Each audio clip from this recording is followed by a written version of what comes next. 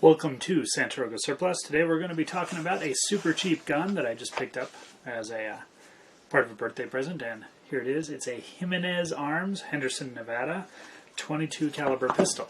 We're going to do a little bit of unboxing and then we'll take it to the range. This does come included with a child-resistant trigger lock, which is not on here because I've already taken it out, but we're going to go ahead and do a little unboxing. Made in the United States of America, extra magazine included. Jimenez Arms, manufacturer of affordable firearms, blah, blah, blah. Okay, here, ready? Boom. There it is. I picked one of the more attractive colors.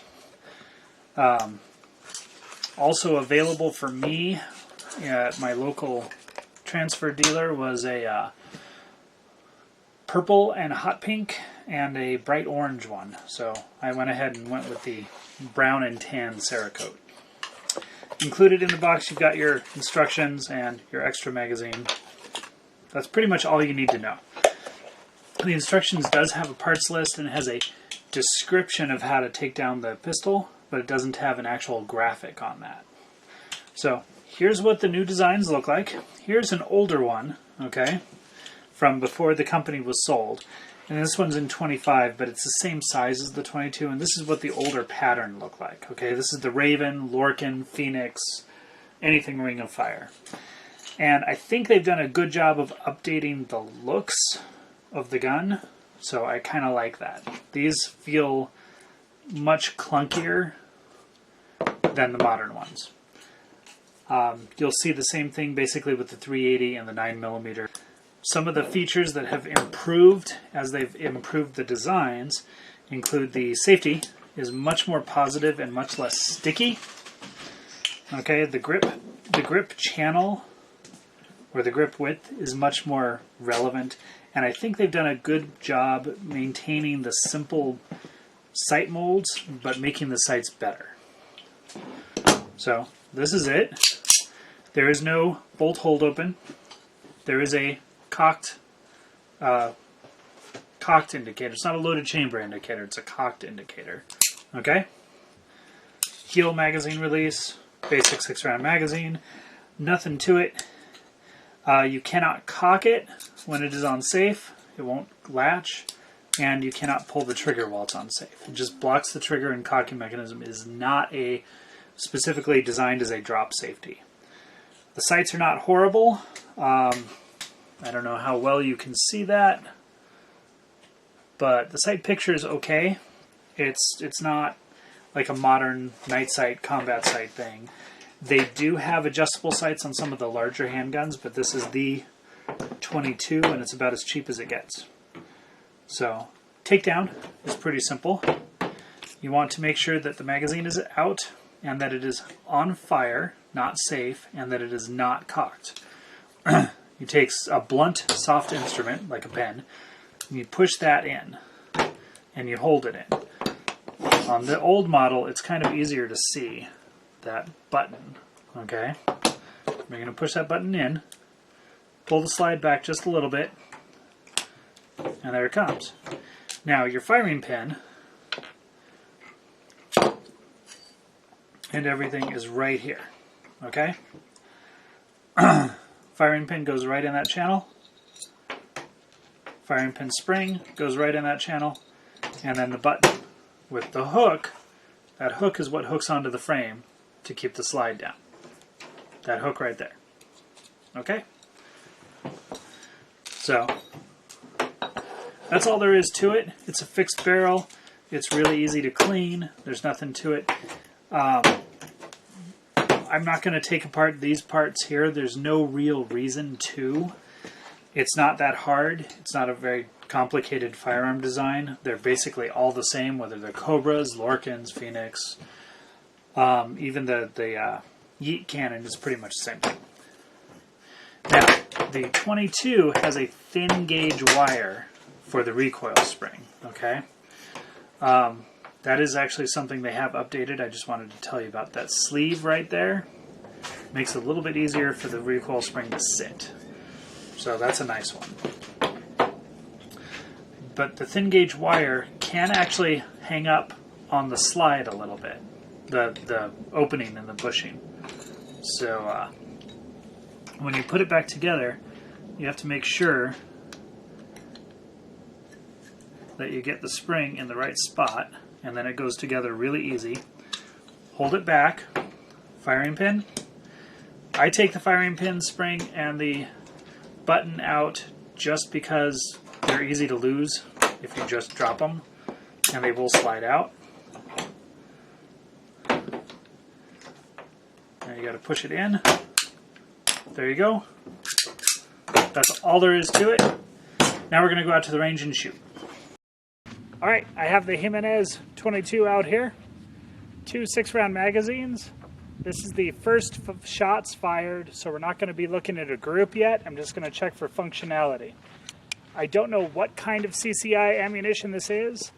It came in a plastic bag at a garage sale, so we'll see what happens.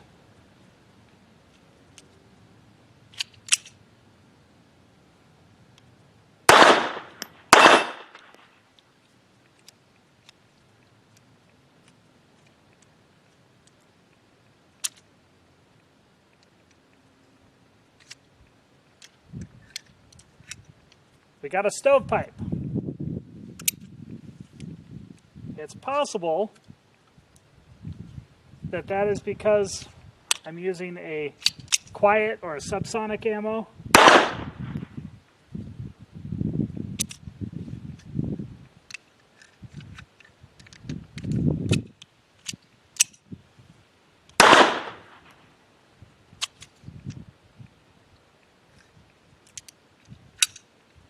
Don't think it likes that ammo.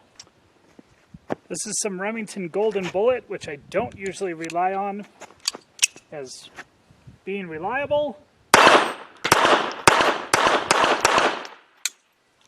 But it seems to like this one.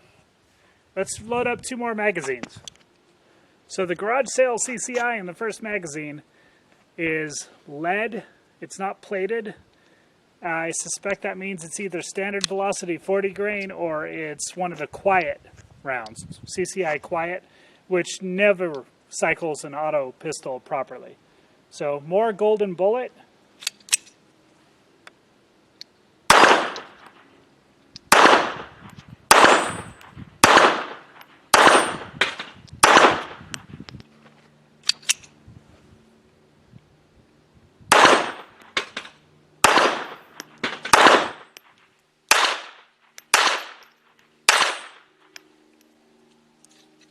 So that's 3 magazines, no malfunctions on the Golden Bullet, which is actually pretty cool. Let's see how accurate it is. Still using the Golden Bullet. We're going to go ahead and try this. This is 15 feet.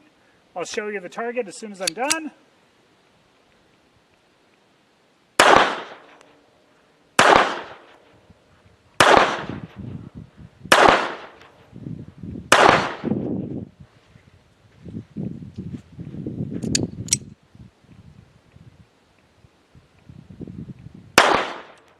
Okay, it did not pick up the last round there. I did oil the gun. I have not oiled the magazines. That might be what's going on. We'll see if that continues. Let's take a look. All right, so the accuracy of the firearm I think is fine. That was a flyer. I'm just going to have to discount that one. I was aiming at the cross. I think within the sight picture I'm dealing with, we're pretty good. You know, that's a 3-inch. It's not bad. I'm going to move back to 10 yards and we're going to try that. All right, now we're at 10 yards. Now remember that last group was at 5 yards. Most people do that kind of thing at 7 feet, where we're doing 15 feet.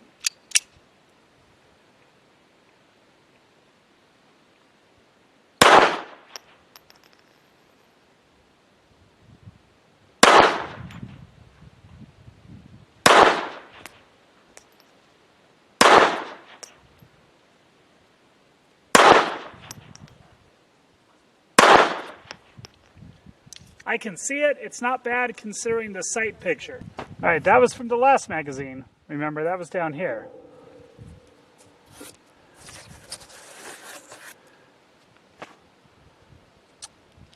I've got 1, 2, 3, 4, 5. I'm not sure where number 6 is, honestly. I'm using a used piece of cardboard because my glue canister ran out and I can't spray any targets on. That's not a bad group, considering I don't know where my lost flyer, there it is. My lost flyer is right there. So we're going to go ahead and,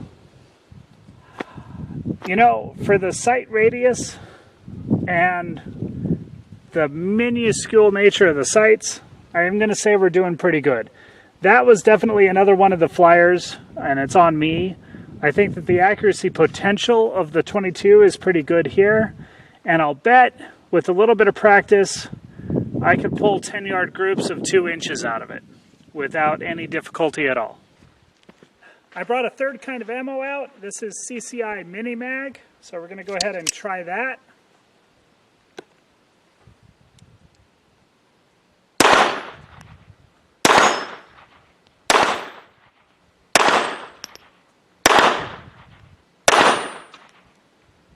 Not bad.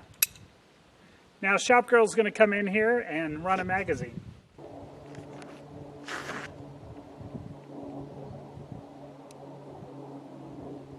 So tiny. My hands don't fit.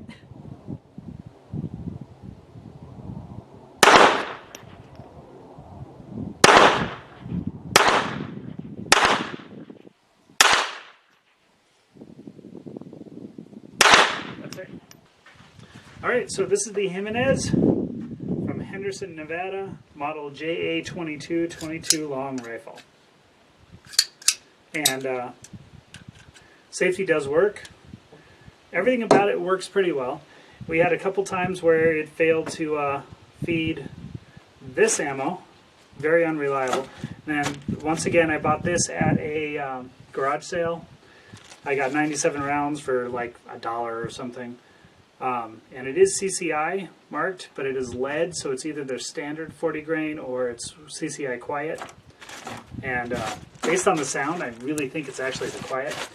The Golden Bullet, which is not usually one of my favorite types of ammunition, is very reliable and very powerful out of this pistol.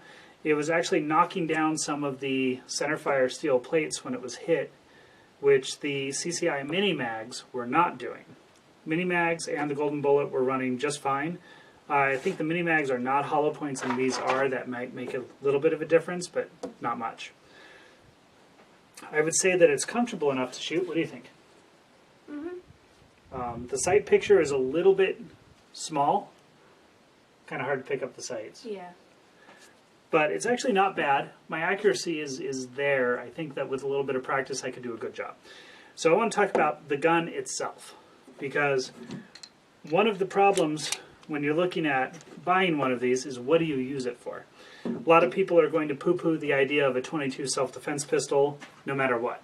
Nightstand, anything you're doing with it. There's no reason to ever use a 22 for self-defense. I'm not going to get into that argument. I know that 22 has killed more people than any other caliber in the United States, so that's not that is not one-shot stops. However, it is a statistic. For what it is, for me, it's a field plinker. If it was accurate enough for me to rely on, I would probably use it as a field varmint gun. It's a really nice little backpack gun. It's a pocket pistol. It's not significantly larger or smaller than my P32. If you look, it's a tiny bit smaller. It actually weighs more. But it is more accurate. Definitely more accurate. So it's made of zinc alloy, so it's what they call cast pot metal if you're being mean, or Zamac if you're being nice. And this is not what I consider a 100-year gun. Now, it's one of the things I have to think about when I'm thinking about pistols and firearms in general, is that I tend to think of things in terms of what is this going to look like in 20 years, 50 years, or 100 years? What happens when my grandkids shoot it? And the truth is, even with the lifetime warranty, which I understand is very good, these are not really designed to be 100-year pistols. Okay? A couple thousand rounds through it, I can probably, with the warranty, it'll probably last my lifetime. but it's not a hand-down heirloom kind of gun. It's a use it, and when it's used up, you get rid of it kind of gun. And for that, I think it's kind of nice. I really wish that it was longer and had adjustable sights. Given the sight radius and the minuscule sights, I think it does a very good job. And I think that I could have a lot of challenging fun at 10 to 25 yards with that, with soda cans and 2-liter bottles and tuna cans and such. I think that in terms of a target pistol for field environments, this could be a serious competitor to the more expensive Remington, Ruger, Smith & Wesson, Browning, Buckmark type pistols if you had about 2 more inches of barrel and adjustable sights. And if they could do that and still keep the $150, $160 price point, I think they would be fantastic. It's not really quite enough to be a primary self-defense weapon. On the other hand, I would prefer this over a 25. So if I was stuck with that low-end choice, I would probably pick the 22, just because of ammo availability, and honestly, some of the 25 terminal performance isn't great. We'll get into the videos about that later. It's not quite a field pistol. I don't think the accuracy potential with the sights, I think the gun itself is accurate enough. I don't think with the sights that the accuracy potential is really there for shooting snakes, rabbits, hares. Maybe. I just, you know, this isn't a squirrel gun like a revolver, a 22 revolver would be. But it's good enough to be fun, and I would not feel like I do not feel like I would be worse off with this than any other 22 if I needed it for close range self-defense. If I had this as a desk drawer gun, I would be just as happy with this as I would with a Beretta 22 or any of the other more expensive blowback operated 22s. So it's kind of hard because I don't know what the purpose of this is for you. Excuse that. We have a carrier air group training over my house and range area right now. I think that for the price for self-defense, I would suggest, if the size doesn't make a difference, getting the 380 that Jimenez makes. I think if you want a $150 self-defense weapon and you need something that's $150, that's probably a better choice. However, if you want to shoot a pocket pistol for 5 cents a round, this is it. In this size category, I think that once they re-release the 32, the JA22, that's probably an even better choice. But I really can't say this is a bad pistol. But I can't really say that the purpose of this as a self-defense weapon is well served just because it's 22. If you are comfortable with 22, this is a fine pistol. I know that a lot of people in the poorer areas of rural America right now are buying these like wildfire. Jimenez cannot keep up with demand. And for what it is, I think they've done a good job. They've updated the design. The quality of the components is significantly better than the old Ring of Fire pistols that I've worked on before. So I definitely give it a thumbs up for what it is. What you have to figure out if you like this is what it is for you. Alright, so if you want to see more from the channel, you know, help us get more ammo, because even though it's just 22, it costs. You know, like, share, subscribe. You can do Patreon. You can do PayPal. Anything helps. You know, talk with us in the comments. That's always fun. Have a good one.